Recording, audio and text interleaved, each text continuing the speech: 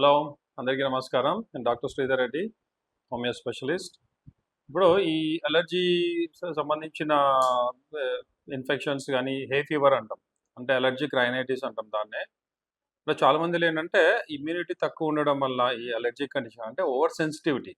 So, sensitivity అనేది చాలా ఎక్కువ ఉండడం వల్ల ఏంటంటే ఇప్పుడు డస్ట్ నుంచి గానీ, లేదంటే పోలెన్ చెట్లకు ఉన్న పోలెన్ పువ్వుల్లో ఉన్న పుప్పొడి రేణువులు అంటాం కదా మన తెలుగులో. సో, ఆ పోలెన్ వల్ల గూడా చాలా మందికేంటంటే అలర్జీ కండిషన్స్ ఒస్తాయి. దాన్ని మనం హే ఫీవర్ అంటాం. సో, ఇక్కడేమవుతుందంటే అంటే ఇన్‌ఫ్లమేషన్ అవుతుంది. పర్టిక్యులర్‌గా నోస్ లోపల, ఐస్, ఇంటర్నల్ ఫేస్ అదే సైనసెస్ అంటాము గదా! వాటిలో.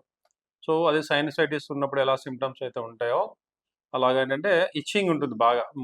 ముక్కు లోపల, రూట్ ఆఫ్ నోస్ గాని, ఈవెన్ నోట్ లోపల కూడా పైన అప్పర్ పార్ట్ లోపల బాగా ఇచ్చింగ్ ఉండి, ఒక విధమైన అని మన హాకింగ్ చేస్తా ఉంటారు చాలామంది.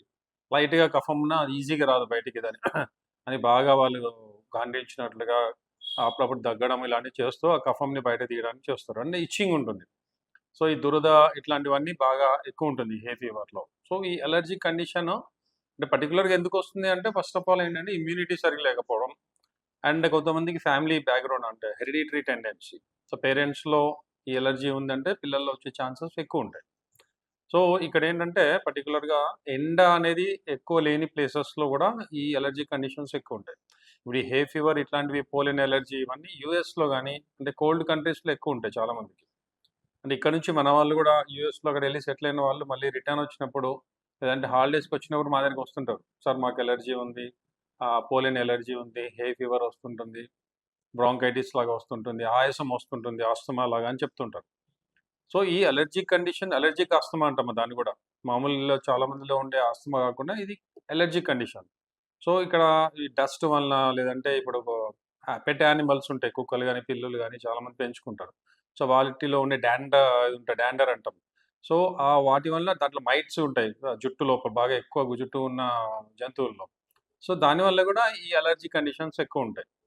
సో, ఈ అలర్జీ ఉండి హే ఫీవర్ గాని ఇలాంటివి ఉన్న వాళ్ళేంటంటే నిలువ ఉన్న అంటే బుక్స్ గాని, బట్టలు గాని అలాంటివి దులపడము, లేదంటే షెల్ఫ్స్ క్లీన్ జేయడము అలాంటివి చేయకూడదు.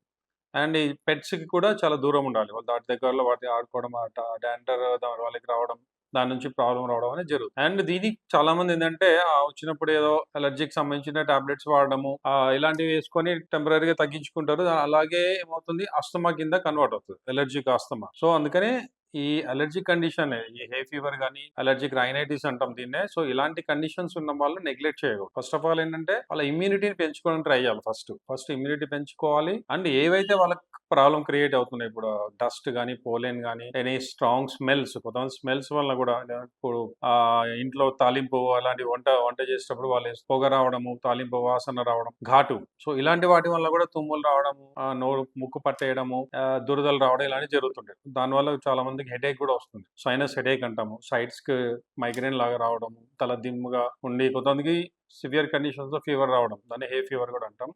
సో, ఇలాంటివి వస్తాయి కాబట్టి అలాంటి కండిషన్స్ కూడా కొద్దిగా అవాయిడ్ చేయడం. అండ్ ఎక్కువ ఎండ ఉంటే ఎండలో వాకింగ్ చేయడం, ఎక్సర్సైజ్ చేయడం చేయాలి. ఎండ వలన కూడా బాడీకి ఇమ్యూనిటీ పెరుగుతది. సో, ఎండ ఎక్కువ లేని ప్లేసెస్‌లో ఏం చేయాలంటే డి విటమిన్ పెంచుకునే ఆహారం. ఎగ్ ఉంది. ఇప్పుడు ఎగ్ లోపల యెల్లోలో మనకు డి విటమిన్ బాగుంటది. సో, చాలా మంది ఏంటంటే యెల్లో తీసేస్తారు. బట్ అది రాంగ్.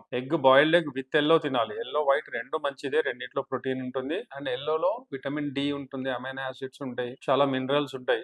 సో, యెల్లో చాలా మంచిది. అండ్ విటమిన్ డి తక్కువున్నోళ్ళు మష్రూమ్స్ తినాలి. మష్రూమ్స్‌లో గూడా ఫిష్ లోపల డి విటమిన్ బాగా ఉంటుంది. అండ్ నేచురల్‌గా మనకి ఎండ ఇట్లాంటివి దొరకనప్పుడు ఏంటంటే తప్పదనుకున్నప్పుడు టాబ్లెట్స్ డి3 టాబ్లెట్స్ దొరుకుతాయి. సో, డి3 టాబ్లెట్స్ వీక్లీ టాబ్లెట్స్ ఉంటాయి. కొన్ని మంత్లీ డోసేజ్ ఉంటుంది. సో, మన రిక్వైర్మెంట్ ప్రకారం అవి గూడా తీసుకుంటూ సి విటమిన్ గూడా అంటే మన సిట్రస్ ఫ్రూట్స్ వల్ల సి విటమిన్ వల్ల గూడా అలర్జిక్ కండిషన్స్ అనేది కొద్దిగా తగ్గుతది. ఇమ్యూనిటీ అనేది కొద్దిగా పెరిగే ఛాన్సెస్ ఉంటాయి. దాంతో పాటు ఫిజికల్ యాక్టివిటీ బాగా చేయాలి. పర్టిక్యులర్‌గా బ్రీతింగ్ ఎక్సర్‌సైజెస్.